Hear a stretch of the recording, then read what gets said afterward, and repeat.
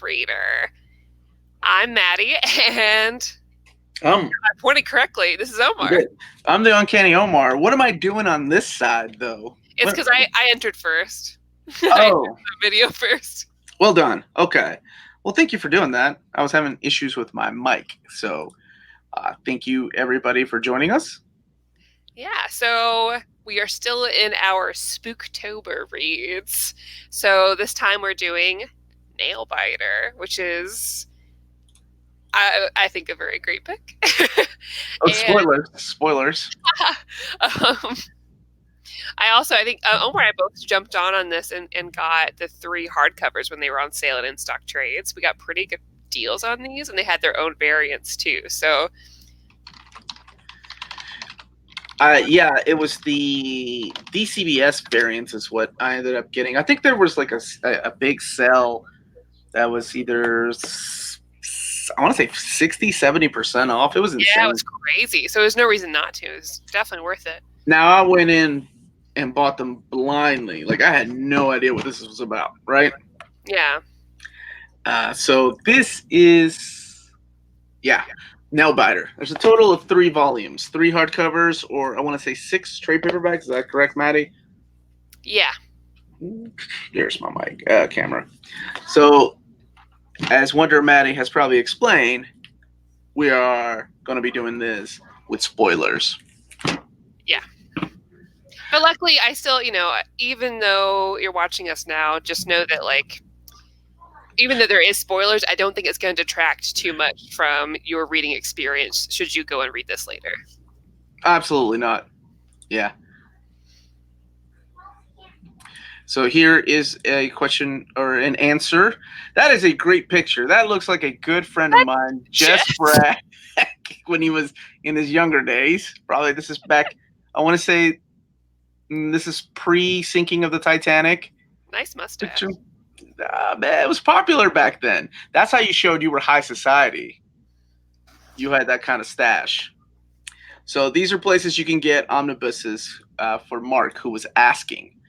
Okay, Wonder Maddie, let's talk about Nailbiter. What is this book about? What is this series about? Why is it called Nailbiter? Why is it in October that we are reading this? All right, so I'm going to give you the kind of quickest rundowns and shortest rundown I can without giving too much away, because even though we are going to talk about spoilers, I don't want to do a whole play-by-play of the 3 books. So, I've had it. Nailbiter basically centers around this former, I don't remember if he was FBI or what. Oh my gosh, my cat's trying to murder me. Okay. Good timing. He was an interrogator for a government organization. I feel like it's the FBI, but don't quote me on that. I have very bad memory. Jess understands. So I just bad memory for small details. So basically, he's called in by a friend to go investigate this town that basically births serial killers. So, can you remind me the name of the town? I'm so sorry. I got you. It is the name of one of the greatest movies ever made. Buckaroo Banzai. Buckaroo Banzai. But so, it's Buckaroo, what is it, Oregon? Maybe. Yeah, so he was Army Intelligence. Army Intelligence, okay. Yeah, look, Larry said that too. Thank you, Larry. You're always on it. So basically, Freddie, tune out and come back and read this. Come back and join later. So he goes to Buckaroo at the request of a friend, a colleague of his, to kind of see what's going on.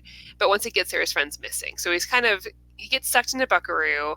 And ends up kind of following this trail and mystery of the town. So a bit a quick thing about Buckaroo is that this town where all these serial killers come from. So there's so many different serial killers that I guess were birthed in Buckaroo. The most famous being Nailbiter, who sorry, I have an eyelash in my eye. Who is this guy that could be a serial killer, the eyelash killer. It could be. So the Nailbiter is the most prolific serial killer to come out of Buckaroo, and he would find his victims by finding people who chewed their fingernails, and would kidnap them, and then wait until their fingernails grew back, and then he would chew them down to the bone and then murder them. So this is not for the light of heart for people at home who haven't read it. I definitely recommend this book to, true crime fans, but also not just true crime fans. I think, mystery people too, it's fine, but it definitely like lends itself to the true crime aficionados, I guess. It's the best way to say that. It always sounds like a weird thing to say.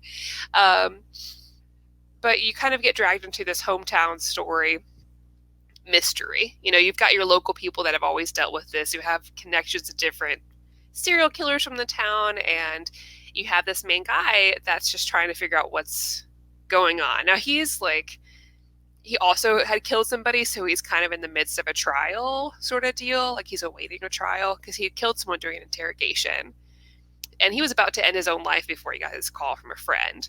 So he's not exactly the happiest protagonist. But I think like he, through discovering this mystery and kind of like working it, he's kind of like learned about himself and whatever. But there's a bunch of twists and turns, and that's my quick rundown, and then I guess we can talk about it. I hope that wasn't too much. Oh, is Omar frozen? All right, so it's just me. Let's talk about this book then. How's everybody in the chat doing? Thank you, Mark. I think, Omar will get jealous with you saying that, but what are you going to do? For those in the chat, can you tell me, am I still here and Omar's frozen? Because sometimes it seems like maybe I'm the one who's frozen and I don't know. Can someone confirm before I start talking? Matthew, chewing nails is gross. I'm not 100% sure those folks deserve death. Yeah.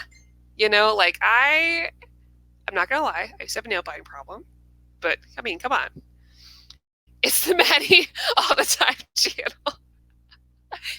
Thanks, Lear. Oh, it's just me. Hello. You guys, this is a lot of pressure. It's just me to talk. It's not how I expected it to go. Usually we talk back and forth about our favorite moments, but okay, let's do this. So Omar said that his machine just decided to just crash. The pressure's on. All right. So I didn't want to go ahead and go into my review of it because usually we wait till the end, but I'll go ahead and talk about that. I really, really liked this book. Nailbiter, I read it in like 2 sittings, all of it. And it was just such an intriguing read. And I love the art. I love the use of color throughout this book. And I really like serial killer stuff.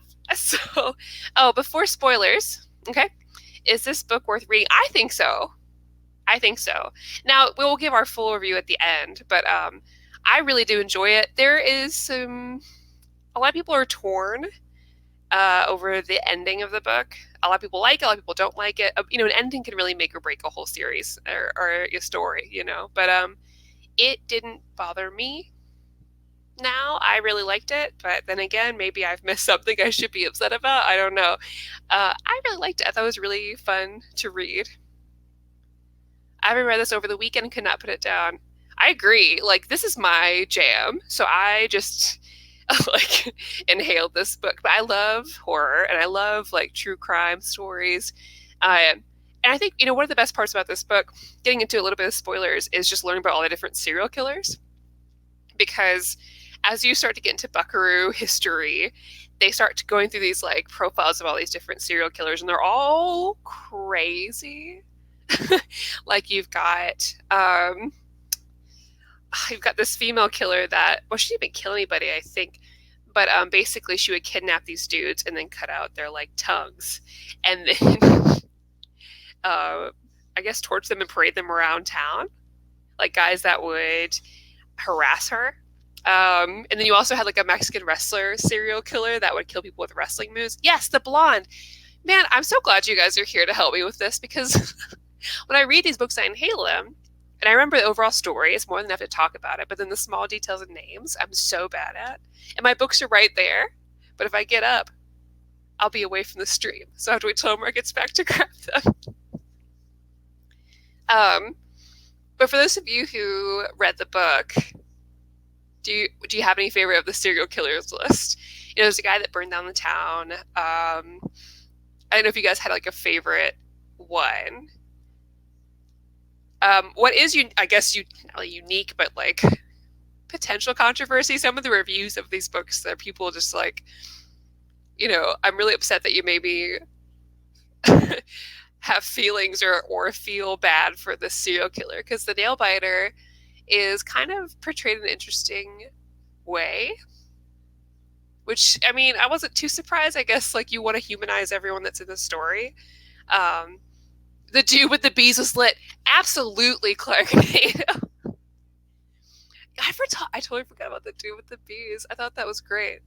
That's a really scary way to die by bees. I'm scared. I love bees. I'm scared of bees. I liked how they made Nailbiter like, but yeah, I thought it was really interesting. Oh, is Omar back? Omar, let's add just. I'm so sorry about that. I like the panic. I'm so sorry. I don't know. My computer just decided to crash on me. It doesn't happen. I'm just not used to a stream being just me. You did really well. Look at you. Look at you. You maintained the viewership, probably because it was your pretty face all full blown. That's why. No, I'm having a good hair day. Okay. All right, let's continue. Where were we? We talk about how awesome this was? Yeah. Okay. Or how okay. I started talking about my favorite serial killers in the book.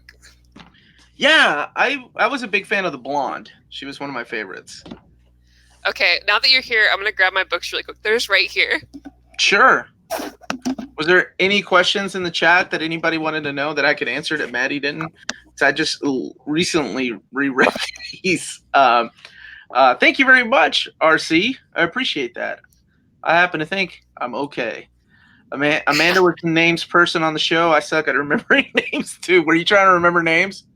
Well, yeah. So I was telling them, like, Jess, we're like, I can definitely talk about books, no problem. But the smaller details can be very difficult for me because I read so fast and so much. So it's like, it just doesn't stay with me. Okay. So since I didn't hear any of it, did you explain everything that happened? You're right. She didn't actually kill anyone. They still look like I'm still in with the Buckaroo butchers. Yeah. Technically a killer, but she did, like, cut those guys' tongues out and stuff. And she did a little bit. Yes, she did. Maddie is a pro. Maddie is a pro. Okay, so I assume you talked about a little bit about the premise, why it's called Nailbiter, right? Yeah. I did the whole rundown before I realized that you were frozen. No, I just found it so interesting that I couldn't move with bat and eye.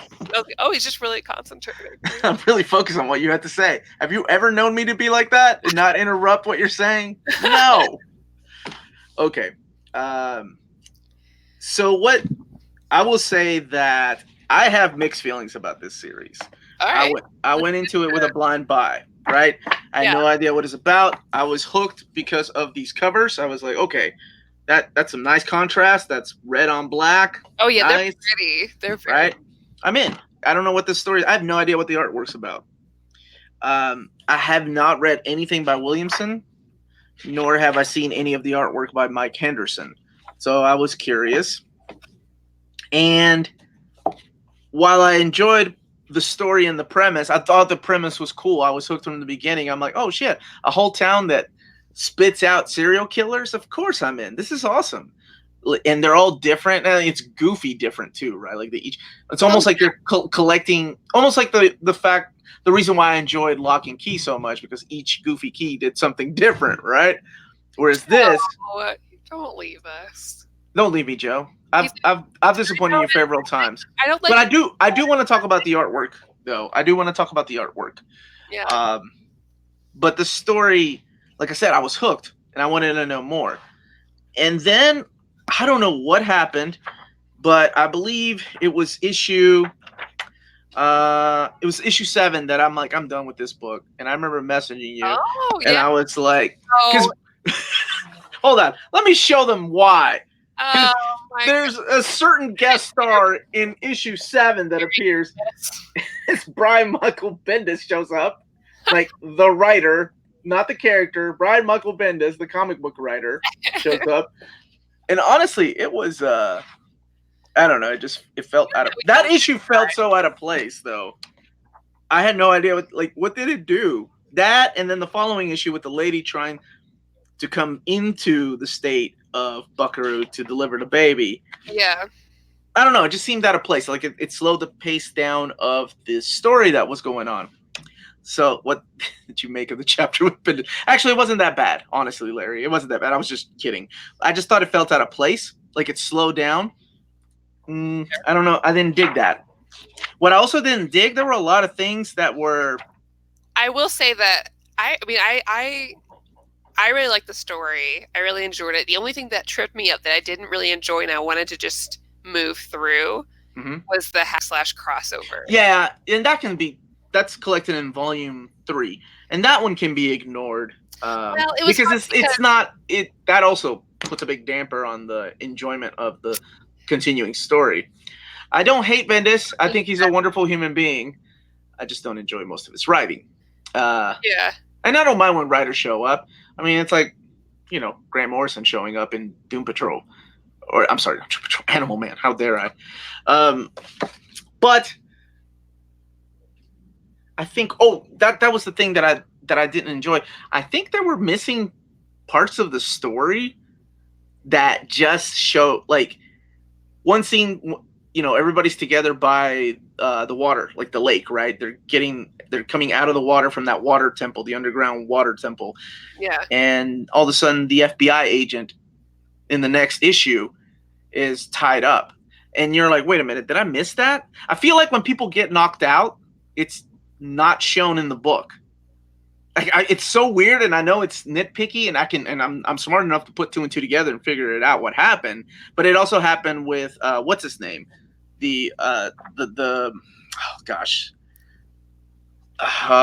Nicholas Finch. Also happened with Finch towards the end. Like one issue he's there with everybody, they're all celebrating or whatever, and the next issue he's all tied up. I'm like, wait, I feel like something is missing. But did you, as far as the story, did anything else bother? Because there's a few other things that bothered me, but I could talk about that as someone to go back and forth. No, the only thing that really bothered me was the / crossover. And the only reason why is because a character in that looks very similar to another character in this book, that younger girl. And it tripped me up, so I was Alice? like, am I misreading something? So I think I would have just skipped the / crossover. But I wasn't sure if it was like canon to the story or not. I mean, I guess it kind of is, but it didn't really serve a purpose, right? Yeah. There wasn't anything that you needed to read about in there. It's true. So then my other issue is sometimes, so the character of Warren, right? He's the main character, I guess, sort of, because it's a group of characters. Him, Finch, but it's mainly the story of Shannon Crane, and Alice. I don't want to give away who that is, but we do talk about spoilers. I think it's important, so I will just go ahead and say Shannon's daughter. Yeah, it's Shannon and Warren's daughter, Alice, right? So it's kind of like this weird family. He's a serial killer. She grew up to be a sheriff of this town, and then they have this daughter, and the daughter had no idea who her parents were. She just knew she was adopted, and she wasn't even searching for her parents. But Warren Nailbiter, the dude, the serial killer, was supposed to be this really charming character, right? That's how he got away with murder, but then we find out there are other reasons. There's things at play in the back that let him get away with murder. I found him to be really annoying and not very likable because I did not understand what he was trying to do. Oh, Warren? Yes. Oh, I liked him. Okay, you like eccentric people. I can see but that. That's not just why, though, because, like, I really enjoyed exploring his character throughout the book. Mm-hmm. Because, like, at first you're like, okay, he's just a creepy serial killer. And, of course, they do, they work really hard, the writers do, to, like, humanize him and kind of, like, even the situation where you're like, I kind of feel for this guy. But even though he killed people, it's really difficult, right? Well, yeah. To do that. At the same time, at the end, they switch that around again. Mm-hmm. Like, no, this guy is just a loser and he had no excuse. Yeah, and I I think that's where I liked stood that. with that. And okay, see, you like that. I didn't. I think that's where So you would have liked it better if, like, okay, he's like, I had this like serial killer gene. There's nothing I can do about it. It's hard to feel sorry for somebody that isn't likable or shows any kind of remorse, right? Like you don't want, like they show this background of him and Shannon when they were younger and how they fell in love, and the reason he left town was because he knew he was going to kill her, Yeah. even though he never did, right? Like even though it was really in him to do it. I don't know. I felt like Henderson may, or Williamson, I'm sorry, the writer, may not have known what he was going to do with the character throughout this series, but that's just my take on it. And I didn't really. I just felt that was better because, like, Go ahead. here's the thing. Because you get to this point, you're like, okay, first he's a gross serial killer, and then when you go on this journey with him, you're like, okay, I'm starting to understand more about him. I feel like he's got his reasons, you know, and then like, okay, he must be one of these serial killers that has like no choice, and that's why he's like this, because that's how he talks to his daughter. And then at the end, you're like, oh no, you just are shitty, and so you don't feel bad for him anymore. You just like right, and you were looking for this excuse, but you just are this. And much like Leon the professional, right? Like he has rules. He never kills children. Which is a fucked up rule. I guess you're supposed to.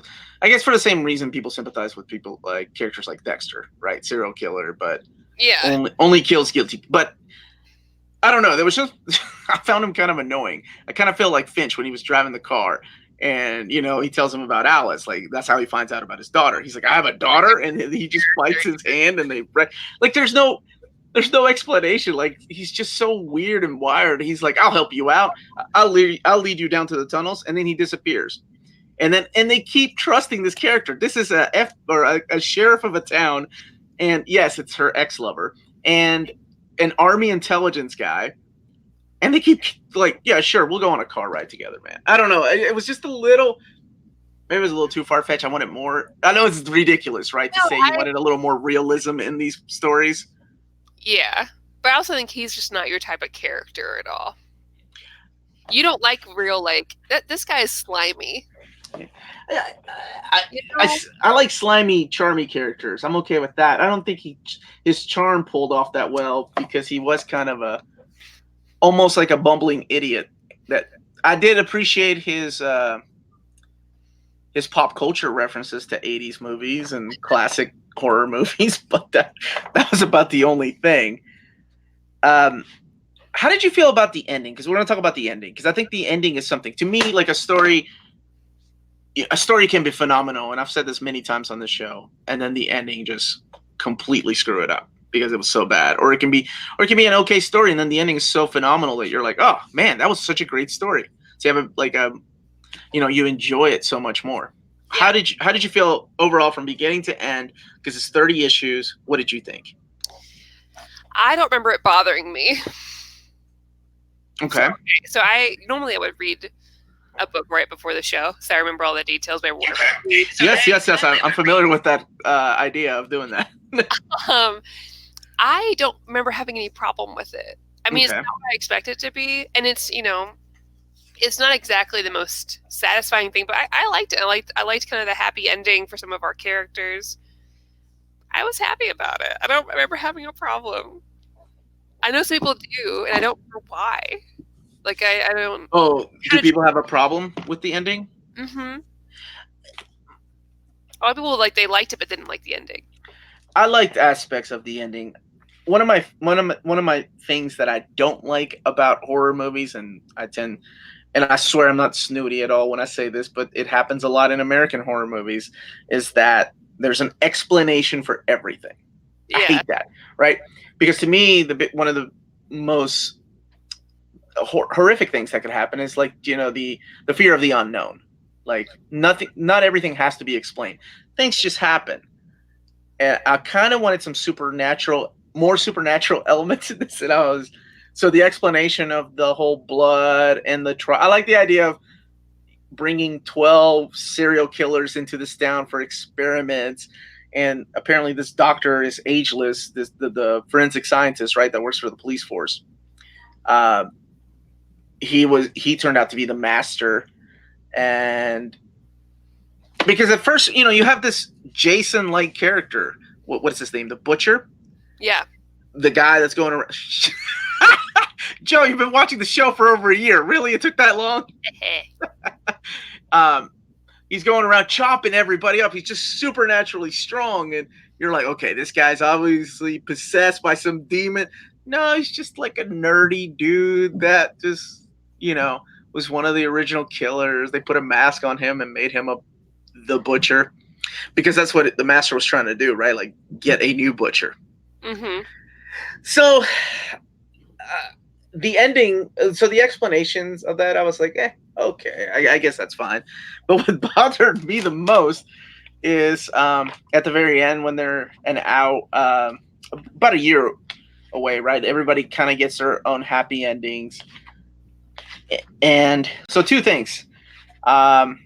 When Shannon, when she's, her daughter, Alice talks about how she wrote a book, got lots of money, paid for her college. Now they're living together as mom and daughter. She leaves to go see, by the way, nice touch, Dario Argento marathon. Very nice. She stays and takes a shower. So, but I guess she knows that he's coming, right? Because she has a gun in there. And so it's a setup that she's got a gun and she's wearing clothes. Right, unless I don't know, everybody takes showers differently, but it was like she was ready for him. She shoots him, and then we have this 3-page. It's nothing but black, right? Yeah. And then we go back to that exact same shot of him just laying there on the floor bleeding, and she just walks up to him and kisses his forehead, and you're like, okay, I guess she cared about him at one time. Right? That makes sense. Yeah. Then he gets up again and she screams, and that's kind of where it ends. I don't know how I feel about that. Oh, yeah. I totally forgotten about that. Like, I get it, right? I can see people do horror movies 101, right? You got to get them for that last jump. You got to get the last jump in. I thought it was cute. Cute? He's trying to kill this woman. Well, I mean cute as in, like, your usual, like, horror movie ending. Yeah, absolutely. And I think that's what it was going for. I love horror movies. So, okay. I do as well. It's a little campy sometimes. It's fine. Yeah, I think it depends on what. I guess that story and the character fluctuating back and forth, whether I'm like, okay, is he supposed to be likable or an annoying ass? Both. And then the artwork. So let's talk about that before we give our final score. Because I feel like the artwork is something I would love. And actually one of the reasons why I got it, well, of course, besides this, was when I was flipping through it, I'm like, oh my God, I can't wait to read this. I love this guy's artwork. Mike Henderson, I've never seen any of his art before. He kind of reminds me a little bit of, what is this, Giuseppe Camucci or something like that. He does a lot of Wolverine comic books. But it varies because sometimes it's just way too cartoony. And it's weird for me to say that because I like manga. I love things that, what's his name does, Monster and, a psychological thriller. Yeah. So I don't know why it bothered me that some parts were so cartoony and then the faces at parts bothered me, like how almost expressionless they are. I don't know. That really bothered me. Like sometimes some art I really liked. I'm like, okay, that is really cool. Or that's actually really beautiful. And then other ones I was like, what the hell is going on here? I mean, that's a cool cover, man. The cover to the first. Well, of course, that's a cover. But when you're looking at internal artwork, mainly it bothered me by the time we get to volume 2. Mm-hmm. So by the time we get to volume 2, there's scenes like this. I don't know. It was starting to lack detail a little bit here. Yeah. They're almost dots for eyes. And I don't know. So I was kind of like back and forth between those, the artwork. I was like, I really like this. And then other parts I didn't. So what about you? What did you think of Henderson's artwork? I did just fine. I mean, I think it suited the book okay. But I do agree that it varied. I mean, that was noticeable. I think there was it definitely varied in quality throughout. Because I felt like sometimes it was, I don't know, I was like, is this the same artist even? Like, I don't know. But Well, see, I thought the same thing too. So, Larry, not until you just said that, I did not even. I didn't even catch that, man. I never noticed that her last name was Crane, or I never put Marion Crane together with her character because she never seemed like her character in Psycho. So, because she was a police officer, I guess it was like the shower scene at the end, the victim. All right, so I think we've said everything about it, right? Would I still recommend it? I think a lot of people would like this. I think it's fun horror-ish stuff like Chew. I don't know if you've ever read Chew. mm-mm. Same kind of reason I kept reading this. I wanted to find out more about the powers that people would get from eating. Chew's a good book. Maybe we should read that. Yeah. What would you give this? I think it's 7 out of 10. 7 out of 10. I really liked it. I mean, it's not without its problems, sure. And it's not like, I don't know, my favorite thing ever. But the thing is, like, I really enjoyed reading this. It was just like an enthralling read. Yeah. So I didn't want to stop. And for me, that's really good. Regardless of the outcome, I really enjoyed being put into this world. Mm-hmm. Like, I really had a good time reading it. Awesome. I think for me, it's hard because there were parts that I like, and it's one of these things that I'm like, well, am I going to keep the hardcovers? Because Maddie was kind enough to let me borrow the third one because I didn't buy it yet. So pretty. They are pretty. So, you know what? Because of that and the artwork, like I said, it fluctuates back and forth. I'll probably give it a 6 out of 10. It's not my favorite read. It's not the worst read. It set the mood for, especially that. I will say, if it was just the first volume, I would have definitely given it a higher grade, of probably like an 8 or 8.5 out of 10, because it was so good and I didn't want to stop reading. Do you think that if they had gone a supernatural route instead of like a more reality-based route, you would like it better? No, because I think it depends on the approach, right? And the way that it's written. When the clues are laid out, and about halfway through volume 2, I was thinking to myself, he's obviously going to answer every question we have when he mentions that, oh, this temple is only made to look ancient, but it was only built in the 60s. So when they throw things like that out there, I knew by the end of the series, we were going to have every answer or every question answered. So, no, I think it depends on the execution, because I've read books that fool me into a lot of Colin Bunn, right? Fool me into thinking it's a supernatural story, but really it's more of a science behind the monster story, if you will. Yeah, there's only 3 of these. But they look so 3 nice. hardcovers. Like, honestly, Joe Chip. Here, go ahead. Hold that up again. Oh. Here's the hardcovers. They're really, really pretty. I really recommend. They look very nice on the shelf. Yeah, see those hardcovers. No idea what the story's about. No, dust jacket with which Maddie approves, which I like my dust jackets. I like to keep the dust off my books. Team no dust jacket. And I'm all for dust jackets. So yes, if you've read this, leave it in the chat, leave it in the comments. Let us know what you would give it out of 10.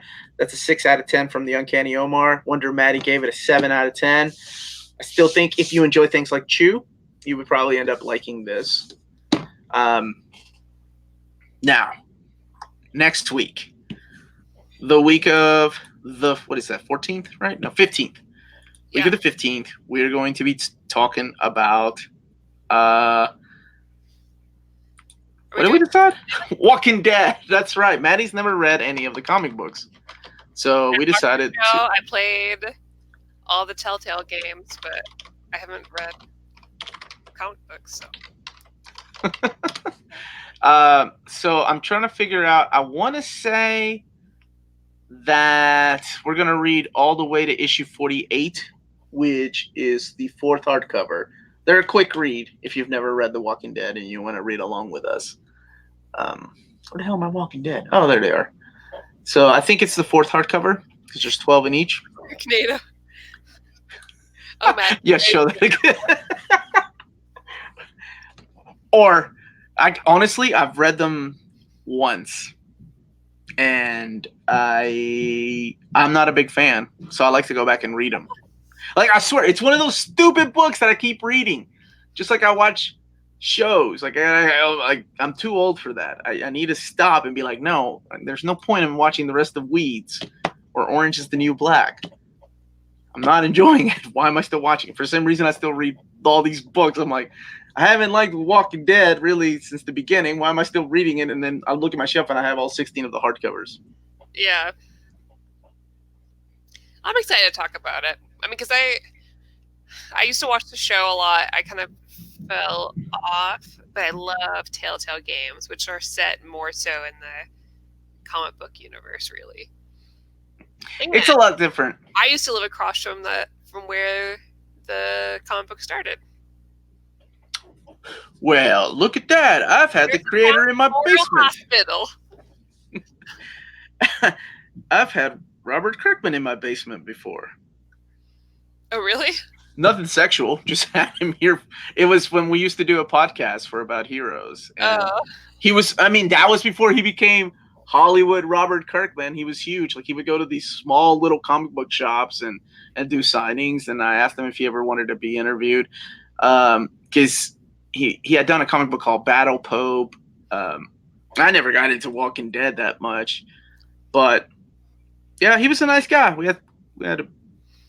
Yeah, he's our town's only celebrity now. Like, they had like a Walking Dead festival, and they did like a Walking Dead mural. I love Negan in the comic books, Clarknado, but Negan in the show, he's pretty cool too. I like that actor because he was in Supernatural, right, Maddie? Yeah, he's hot. Yeah, see, that's what it's about. No, not yet, but I was told I was supposed to get it from them sometime. So as soon as I do, I will measure it up for you. I promise. I'll make a video. I'll use my youngest daughter as a size comparison. See how big that damn thing is. The final issue already, but not most of the issues leading up. Used to buy the trade. The reason I chose issue 48 is because that's where a lot of people say that that's where it drops. It's during the prison story arc, and then a lot of people think that after the prison, that's kind of where the story drops. I haven't watched Walking Dead in years, man. I don't even know who is in that show. Is Rick on that show anymore? Yeah, I think so. I thought he didn't get killed, but he left. I don't know. It's a lot. I tried for a long time. Like, from time to time, I would watch a certain episode, but I don't think, yeah. I guess I did, yeah. I don't think I tuned in enough for any of the characters to grow on me. And honestly, some of the characters in the TV show are more likable than they are in the comic book counterparts. Yeah. Yeah. Except for Lori. Oh, man, Lori in the show. I don't know if you remember her character. That was... I do. His wife. Ugh. Trying to think of that. What else did you want to read? You wanted to read something else. There were a couple... Harrow County. We're going to try to get it in by the last week, if it comes in on time. Because that fourth volume comes in at... let me see. The fourth volume drops on October 23rd. So if we can get it on time, we could do it for the 29th, wrapping up our week. So we need to come up with something for the 22nd, though. So while we have people in the chat, what are some good suggestions? We love taking suggestions from you all. I know you said that. You know, I'm always up for some Berserk, but that's just me. I know Joe Chip wants us to do Frankenstein Alive. Is that the Bernie Wrightson book, Joe?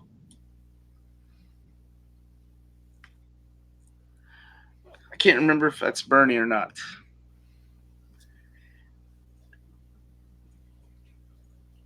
Yeah, man, I dig that book. That's so good. That first OHC and the second one has been solicited or is on the catalog, so that is coming. So I'm glad they're continuing the oversized hardcovers. Yes, it is Bernie. This might be something you've read. Have you read that Destroyer? No. Not either. Nocturnals. I remember that comic. That's what was his name? Brereton.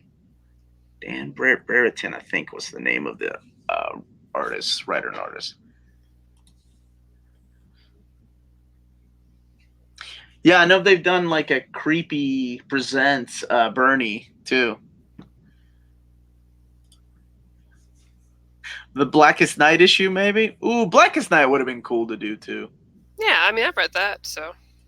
It is Dan Brereton. I knew this old brain of mine still holds some kind of information in there. I haven't read Ragnarok by Simonson. Who's the publisher? Is that Dark Horse that publishes that? So I'd like to read it, or is it IDW? I think it's one of those books. One of those folks. Stop, Elliot. That's why I mentioned Blackest Night.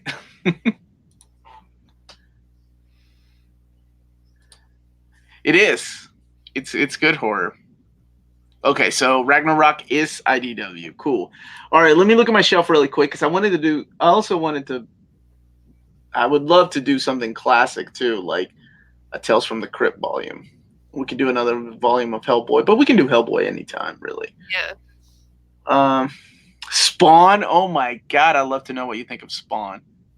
I'd read it. I'd love to know what I think of Spawn compared to like 14-year-old Omar. Huh. Like, who hated the writing but loved the art, even as a 14-year-old. Oh, Revival. We talked about Revival, maybe. Yeah, I just got volume 1 of the Tim Seeley stuff, right? Yeah, I've got 4 of the trade paperbacks. So there should be a total of 8 of the trade paperbacks. Smotlock, we actually were thinking about that, and then the Absolute got pushed back again until November. So I think maybe with Walking Dead or the following week, whatever we come up with, we'll do the giveaway one of those days. The $50 gift card giveaway to Cheap Graphic Novels. Yeah. So that'd be cool. Just don't do Moonshadow. That's such a hard read, man. I had to take a break. Of it, and I just didn't. It's a beautiful looking book, though. DeMatteis, right?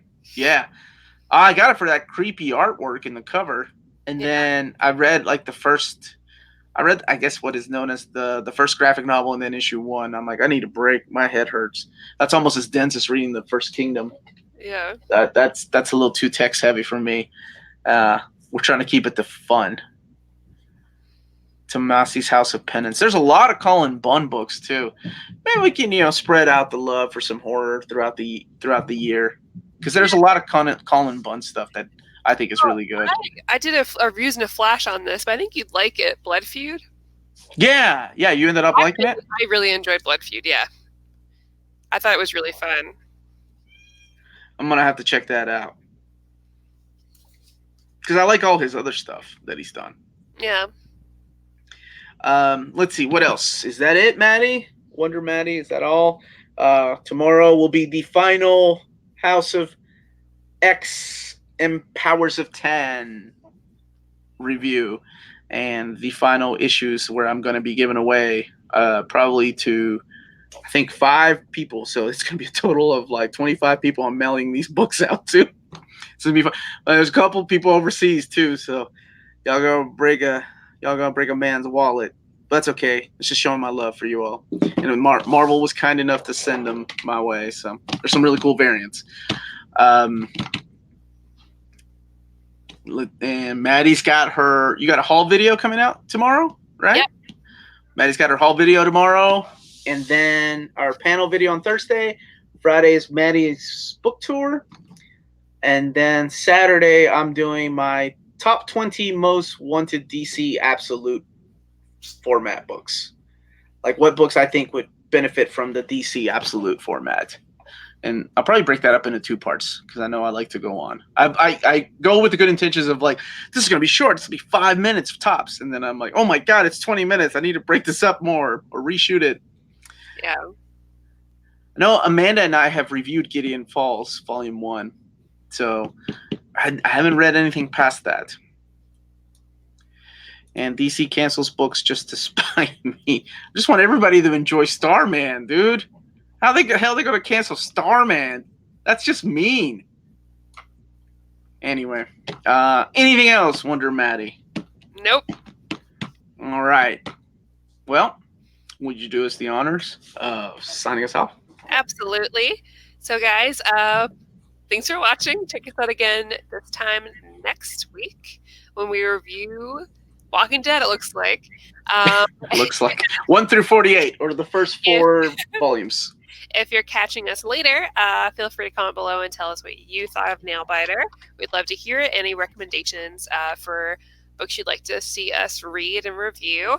And if you're not subscribed, please subscribe. We'd appreciate it. Like this video. That'd be awesome. We have a Patreon too, so if you're interested, check it out. And remember, if it's classy and cool, it must be Nermet. Good night, everybody. Yeah, I just realized that